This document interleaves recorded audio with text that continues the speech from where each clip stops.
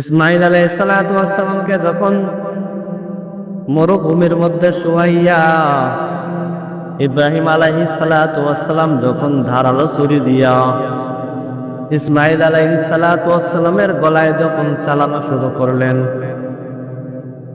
আসমান আর জমিনের যত ফেরেশতারা আছেন সব ফেরেশতাদের মধ্যে কান্না ঢল পড়ে গেল। ফেরেশতারা ডাক দিয়া বলেন, ও দয়ার মালিক, ইব্রাহিম আলাইহিস সালাতু ওয়াস সালাম এমন একটা মুরব্বী মানুষ, ভদ্র মানুষ, আপনি এর উপরে পরীক্ষা করে করে আর পরীক্ষা করার কোন জায়গা রাখলেন না। বৃদ্ধ বয়সের মধ্যেও তার সন্তানাদি নাই, বৃদ্ধ বয়সে আপনি একটা সন্তান দিলেন, যে সন্তানটা হলো ধৈর্যশীল, যে সন্তানটা হলো অনেক মায়াশীল, যে সন্তানটা বড় নেককার, ওই সন্তানকে আবার আপনি কিভাবে জবাই করাইবেন?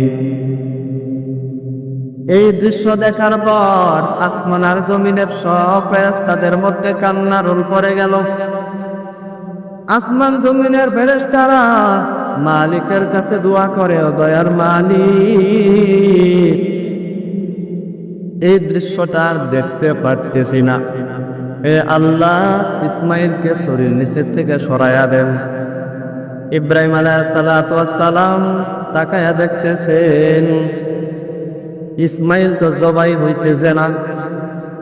ইব্রাহিম আলাইহিস সালাতু ওয়াস সালাম নিয়ত করলেন, যতক্ষণ পর্যন্ত জবাই না হয় ততক্ষণ পর্যন্ত আমি ছুরি চালানো বন্ধ করব না।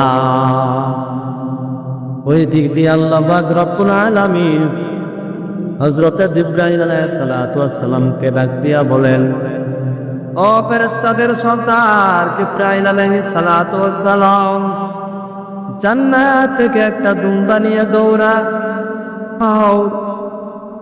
ইসমাঈলের ছুরির নিচে সেই দুম্বাকে শোয়া দাও। ইসমাঈলকে ওই ছুরির নিচ থেকে সরাইয়া জান্নাতি দুম্বা ছুরির নিচে শোয়া দাও। হে জিবরাইল, তাড়াতাড়ি যাও, দেরি করলে হয়তো বা ইব্রাহিম আলাইহিস সালাতু ওয়াস সালাম রাগ করে করে জোরে জোরে ইসমাঈলের উপরে ছুরি চালাইবে, এই জন্য দেরি করার কোনো সুযোগ নাই। এই জিবরাইল আলাইহিস সালাতু ওয়াস সালাম, জান্নাত থেকে একটা দুম্বা নিয়ে তুমি ইসমাঈলকে সরাইয়া ছুরির নিচে তুমি শোয়া দাও। যখন ইব্রাহিম আলাইহিস সালাতু ওয়াস সালাম জোরে জোরে ছুরি চালায়, জিবরাইল আলাইহিস সালাতু ওয়াস সালাম আল্লাহ পাকের হুকুম পাওয়ার পরে আসমান থেকে দুম্বা নিয়ে যখন দুনিয়ার মধ্যে আগমন করলে, এর আগমন করতে যদি দেরি হয়, এই জন্য জিবরাইল ফেরেশতা তাকবীরের মাধ্যমে হযরত ইব্রাহিম আলাইহিস সালাতু ওয়াস সালামকে স্বাগতম জানায়। আল্লাহু আকবার, আল্লাহু আকবার। হযরত জিবরাইল আলাইহিস সালাতু ওয়াস সালামের জবানে এই তাকবীর শুনে শুনে হযরত ইব্রাহিমও বলেন আল্লাহু আকবার, আল্লাহু আকবার। পিতার মুখে যখন আল্লাহ পাকের ধ্বনি যখন শুনলেন, ইসমাঈল আলাইহিস সালাতু ওয়াস সালাম ছুরির নিচে শোয়া অবস্থায় বলতেছেন, লা ইলাহা ইল্লাল্লাহু আল্লাহু আকবার। আকাশের ফেরেশতারাও বলে আল্লাহু আকবার ওয়ালিল্লাহিল হামদ। হযরত জিবরাইল আলাইহিস সালাতু ওয়াস সালাম দুম্বা নিয়ে আসার পরে ইসমাঈল আলাইহিস সালাতু ওয়াস সালামকে যখন সরাইয়া দিলেন, ইসমাঈলকে সরানোর পরে জান্নাতি দুম্বা ছুরির নিচে যখন দিয়া দিলেন, অটোমেটিক বিসমিল্লাহি আল্লাহু আকবার বলে বলে ওই জান্নাতি দুম্বা জবাই হয়ে গেল। আলহামদুলিমান কদ্দারা খায়রান ওয়া ফামালান, আলহামদুলিমান কদ্দারা খায়রান ওয়া ফামালান, ওয়াশ শুকরু লিমান সাওয়ারা হাসনান ওয়া জামালান, والشكر لمن صور حسنا وجمالا. فرد صمد عن صفة الخلق بديل، فرد صمد عن صفة الخلق بديل رب عسلي خلق الخلق كمالا رب عزلي خلق الخلق كمالا لا ضد ولا لد ولا حد لمولى لا ضد ولا لد ولا حد لمولى الآن كما كان ولن يلقى سوالا الآن كما كان ولم يلق زوالا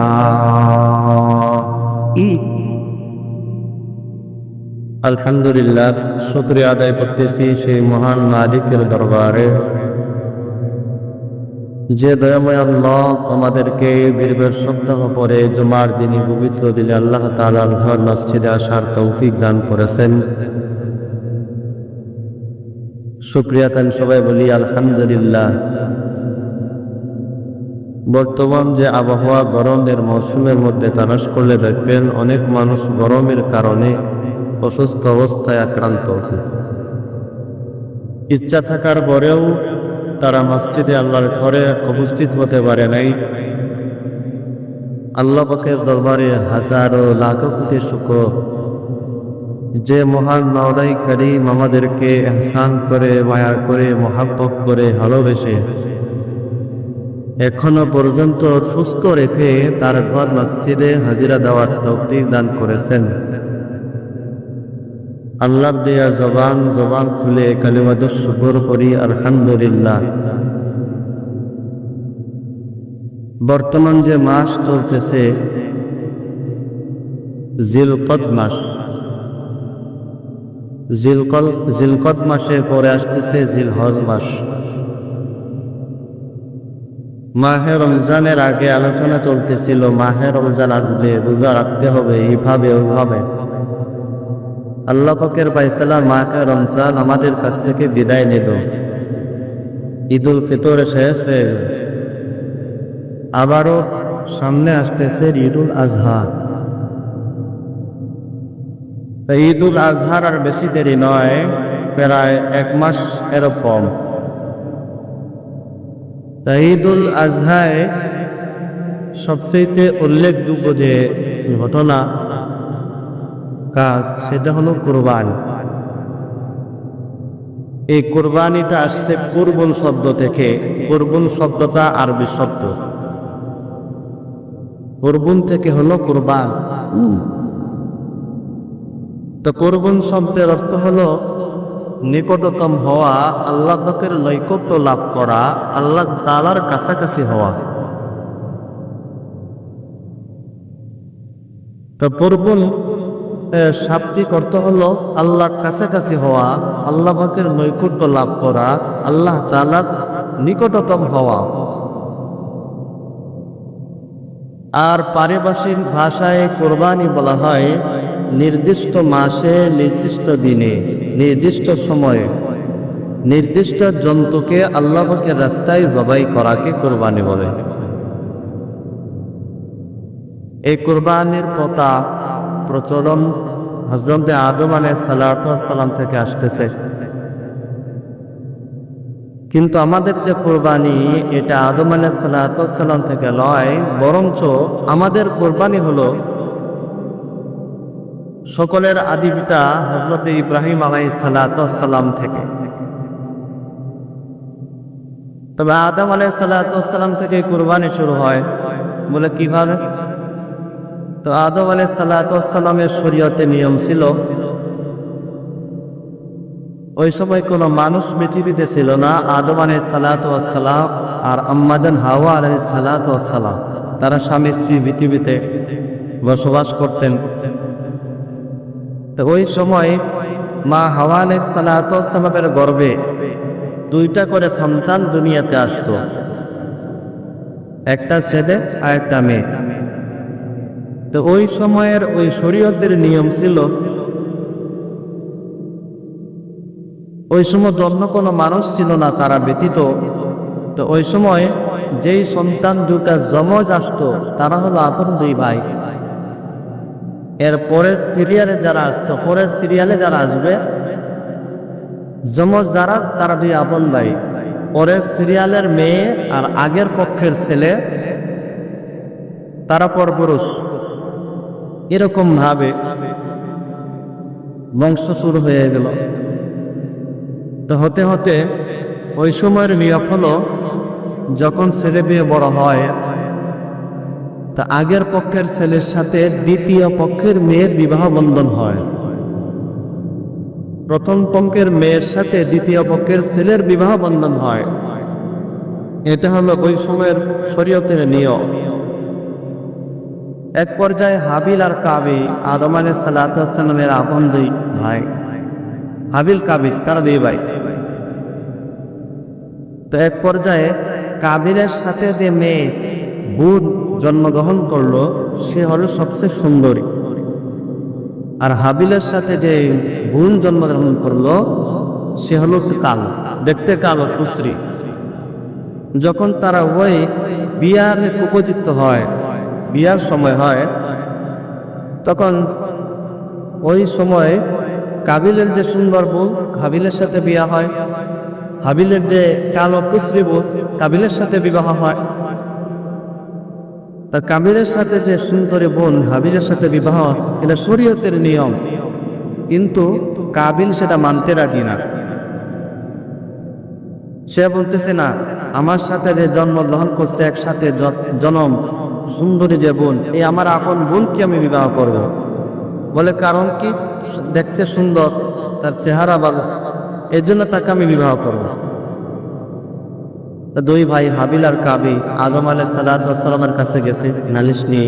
বলতেছে বাবা, সে তো বলতেছে এরকম এরকম, আমি বলতেছি এরকম এরকম, কোনটা করা যায়?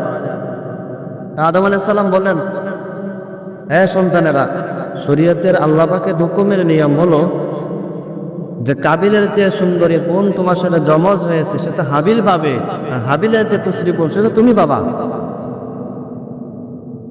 তো এই কাবিলের সাথে যে সুন্দরী বোন সেটা তুমি পাবা না। বলে না, এটাকে আমি মানবো না। এক পর্যায়ে আল্লাহ পাকের পক্ষ থেকে কুরবানি শুরু হয়। আল্লাহ পাকের ইশারায় বলা হয় তারা দুই ভাই যেন কুরবানি করে। কুরবানি করলে যার কুরবানি গ্রহণযোগ্য হবে, কবুল হবে, তো আল্লাহ তাআলা ওর তকদিরে সুন্দরী বোনকে দিয়া দেব। আর ওই সময়ের নিয়ম হলো কুরবানি করার পরে কার কুরবানি কবুল হইল কি হলো না এটা বোঝার নিয়ম ছিল। যার কুরবানি কবুল হইতো আসমান থেকে অগ্নি আসার পরে ওটাতে জ্বালায়া দিত, আর যার কুরবানি কবুল হইতো না আসমান থেকে আগুন তাকে জ্বালাইতেও না। তো ঘটনাক্রমে হাবিল আর কাবিল যখন কুরবানি শেষ করলো, তো হাবিলের কুরবানির গ্রন্থকে আল্লাহ পাক আগুনে জ্বালায়া দিছেন। তা কাবিলের সাথে যে সুন্দরী বোন ওটা হাবিল পায়। তাও কোরবানির পরেও কাবিল মানতে রাজি না। দুই ভাই ঝগড়া শুরু হয়ে এক পর্যায়ে কাবিল হাবিলকে বলতেছে, ভাই তোর সাথে আমার যুদ্ধের ঘোষণা, তোকে খুন করবো, মারবো। তা হাবিল বলতেছে, ভাই আল্লাহকে ভয় করা উচিত। যে আল্লাহ তাআলাকে ভয় করে, যার মধ্যে পরহেজগারিতা আছে, আল্লাহ তাকে ভালোবাসে। এই বোঝানোর পরেও কাবিল মানতে রাজি হয় নাই। কাবিল হাবিলকে এক পর্যায়ে খুন করো, মারলো। যাই হোক, ওই আল্লাহ তাআলার হুকুমে হাবিল আর কাবিলে ওই যে কুরবানি, ওখান থেকে শুরু হয় কুরবানির ইতিহাস। তো আমাদের যে কুরবানি, সেই কুরবানি হলো হযরত আদম আলাইহিস সালাতু ওয়াস সালাম, হযরত ইব্রাহিম আলাইহিস সালাতু ওয়াস সালামের ছেলে ইসমাঈল আলাইহিস সালাতু ওয়াস সালাম থেকে। তো ইব্রাহিম আলাইহিস সালাতু ওয়াস সালামের বয়স যখন ৮৬ বছর হয়, উনার সারা জীবনে কোনো সন্তান নেই। যখন ৮৬ বছর হয় তখন আল্লাহ পাকের কাছে দোয়া করেন, রব্বি হাবলি মিনাস সালিহিন। রব্বি, হে মাবুদ, হাবলি মিনাস সালিহিন, আমাকে একটা নেককার সন্তান দান করেন। ইব্রাহিম আলাইহিস সালাতু ওয়াস সালাম বারবার আল্লাহর কাছে দোয়া করেন, রব্বি হাবলি মিনাস সালিহিন। সব সময় আল্লাহর কাছে দোয়া করতেন। রব্বি হাবলি মিনাস সালিহিন, রব্বি হাবলি মিনাস সালিহিন। ও দয়ার মালিক, হাবলি মিনাস সালিহিন, আপনি আমাকে একটা নেককার সন্তান দান করবেন। দোয়া করতে, আল্লাহ পাকের কাছে দোয়া করতে করতে আল্লাহ তাআলা দোয়া কবুল করলেন। আল্লাহ পাক ঘোষণা দেয়, ফাবাশশারনাহু বিগুলামিন হালিম, ফাবাশশারনাহু বিগুলামিন হালিম। হে নবী ইব্রাহিম, আপনি আমার কাছে দোয়া করেছিলেন, রব্বি হাবলি মিনাস সালিহিন, ও দয়ার মালিক, আপনি আমাকে একটা নেককার সন্তান দান করেন। হে নবী, আপনার দোয়াকে কবুল করলাম, দোয়াকে কবুল করে করে আপনাকে একটা সন্তান দিয়া দিলাম। ফাবাশশারনাহু বিগুলামিন হালিম, আমি আপনাকে এমন একটা সন্তানের সুসংবাদ দিয়া দিলাম, যে সন্তানটা অত বড় সহনশীল, যে সন্তান দুনিয়াতে যাওয়ার পর হবে বড় ধৈর্যশালী। ইব্রাহিম, আমি আপনাকে এমন একটা সন্তান দিয়া দিলাম, যে সন্তান দুনিয়াতে যাওয়ার পরে অনেক বড় ধৈর্যশালী হবে, সহনশীল হবে, বড় নেককার হবে। আল্লাহ পাক তাকে সুসংবাদ দিয়ে দিলেন। তো ইব্রাহিম আলাইহিস সালাতু ওয়াস সালাম সন্তান পাওয়ার পরে খুব খুশি, অনেক আনন্দিত। তো ইব্রাহিম আলাইহিস সালাতু ওয়াস সালামের জীবনে অনেক পরীক্ষার পরে পরীক্ষা, পরীক্ষার পরে পরীক্ষা। তো এক পর্যায়ে আল্লাহ পাকের পক্ষ থেকে ইব্রাহিম আলাইহিস সালাতু ওয়াস সালামের পরীক্ষা শুরু হয়ে গেল। আল্লাহ পাক বলতেছেন, হে ইব্রাহিম, তোমার এই সন্তান সহ তোমার স্ত্রী হাজেরাকে নিয়ে অমুক মরুভূমিতে রেখে আসে। যাই হোক, আল্লাহ পাকের হুকুম অনুযায়ী তার স্ত্রীকে, তার সন্তানকে নিয়ে মরুভূমির মধ্যে খোলা মাঠ, ওখানে রেখে আসলো। লম্বা ইতিহাস।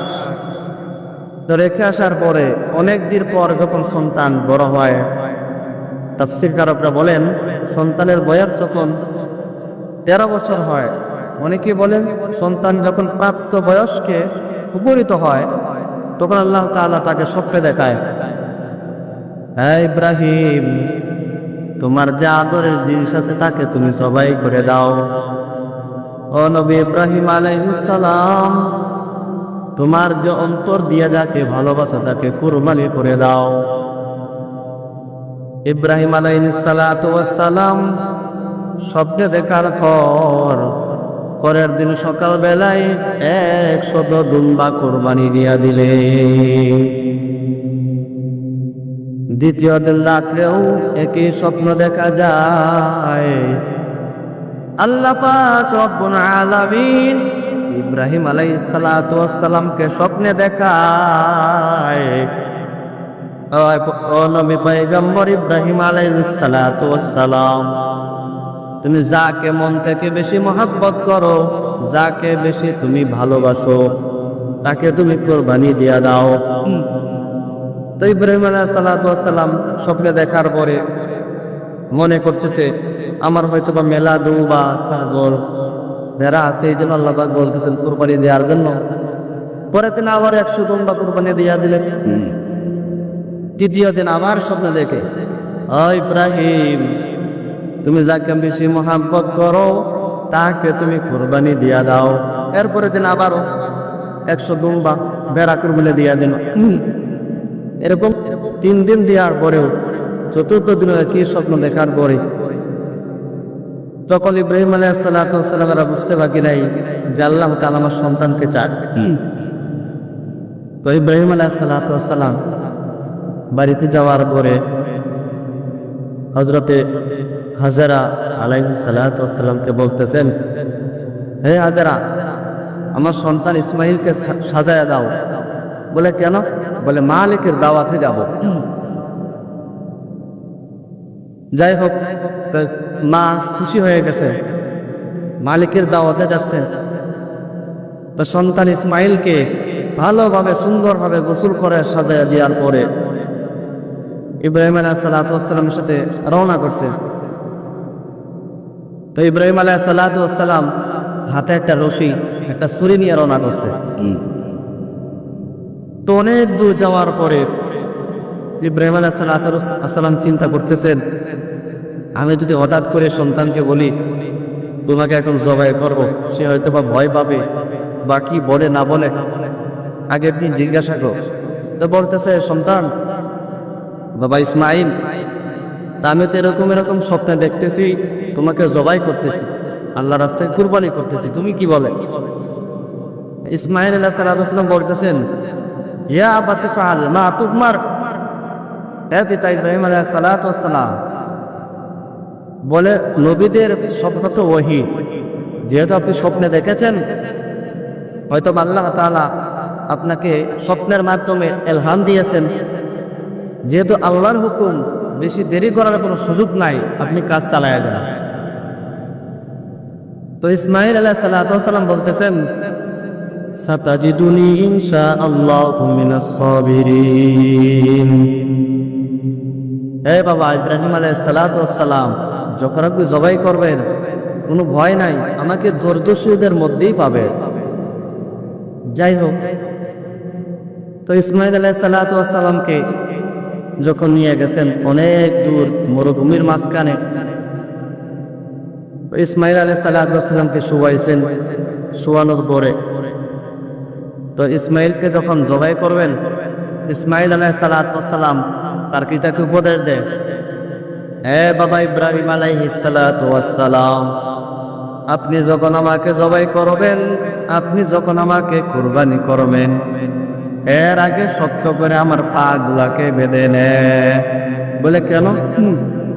অনেক সময় দেখা যায় কুরবানি করার পরে যদি কষ্ট হয়, যন্ত্রণা সহ্য করতে না পারে, আমি ছটফট করতে পারি, সেই জন্য হয়তো বা আপনার গায়ে আমার পা লাগতে পারে, বিয়াদবি হবে বাবা, এই জন্য আমার পা গুলোকে ভালো করে বেঁধে নেন।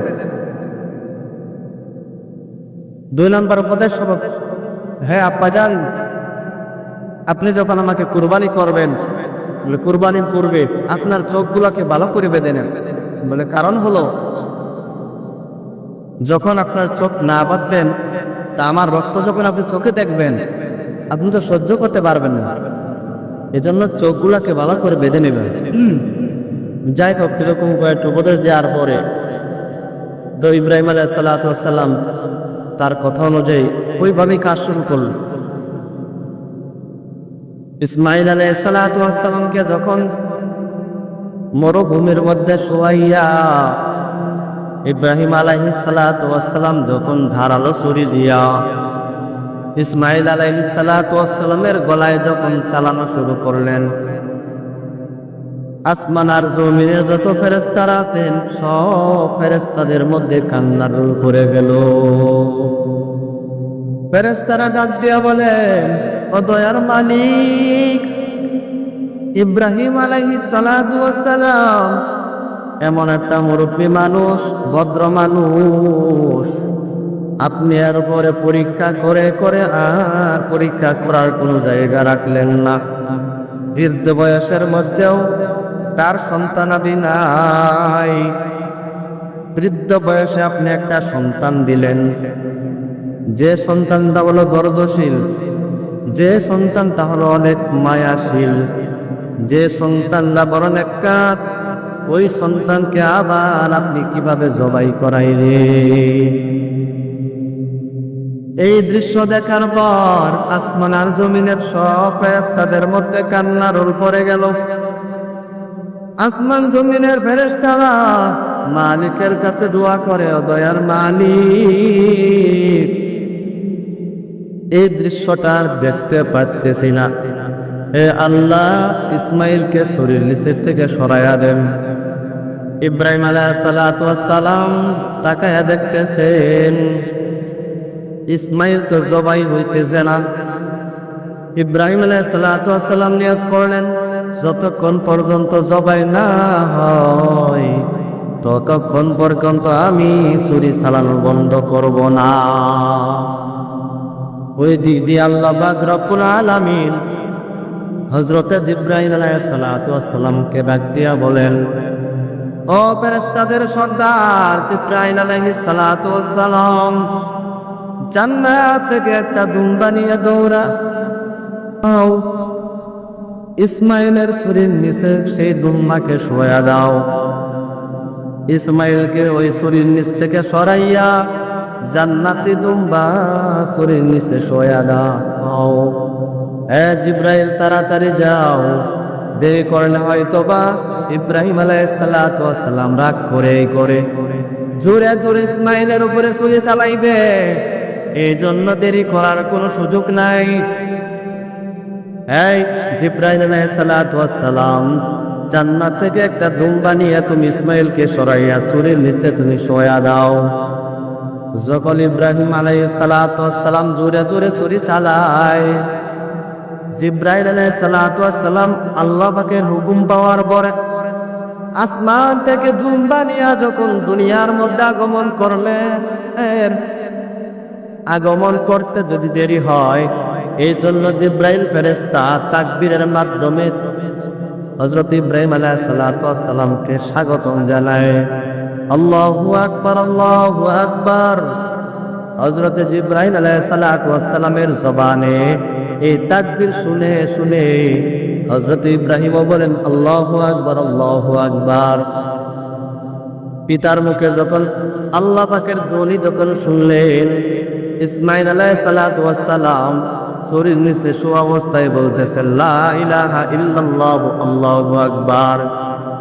আকাশের ফেরেশতারাও বলে আল্লাহু আকবার ওয়ালিল্লাহিল হামদ। হযরত জিবরাইল আলাইহিস সালাতু ওয়াস সালাম দুম্বা নিয়ে আসার পরে ইসমাইল আলাইহিস সালাতু ওয়াস সালামকে যখন সরাইয়া দিলেন, ইসমাইলকে সরানোর পরে জান্নাতি দুম্বা ছুরির নিচে যখন দিয়া দিলেন, অটোমেটিক বিসমিল্লাহি আল্লাহু আকবার বলে বলে ওই জান্নাতি দুম্বা জবাই হয়ে গেল। তো ইব্রাহিম আলাইহিস সালাতু ওয়াস সালাম দেখতেছেন রক্তপাত হয়ে গেছে, জবাই পেয়ে গেছে। আল্লাহ তাআলা লাগ দিয়ে বলতেছে, হ্যাঁ ইব্রাহিম আলাইহিস সালাতু ওয়াস সালাম, তোমার উপরে যে পরীক্ষা ছিল এটা তো আসলে বাস্তব সুস্পষ্ট পরীক্ষা। হ্যাঁ ইব্রাহিম, তুমি পরীক্ষায় পাশ করেছো।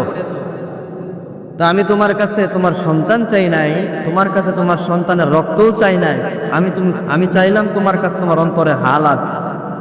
দেখে ইব্রাহিমকে আমাকে ভালোবাসে না সন্তানকে ভালোবাসে, ইব্রাহিম আলাইহিস সালাতু ওয়াস সালাম কি আমাকে মহব্বত করে না সন্তানকে বেশি মহব্বত করে, এটা দেখার জন্যই আমি তোমাকে এই পরীক্ষায় পালাইয়া দিলাম। তো ইব্রাহিম আলাইহিস সালাতু ওয়াস সালাম তার পরীক্ষায় পাশ হয়ে গেলেন। এই জন্য আল্লাহ পাক বলেন ইন্না সলাতি ওয়া নুসুকি ওয়া মাহইয়ায়া ওয়া মামাতি লিল্লাহি রাব্বিল আলামিন।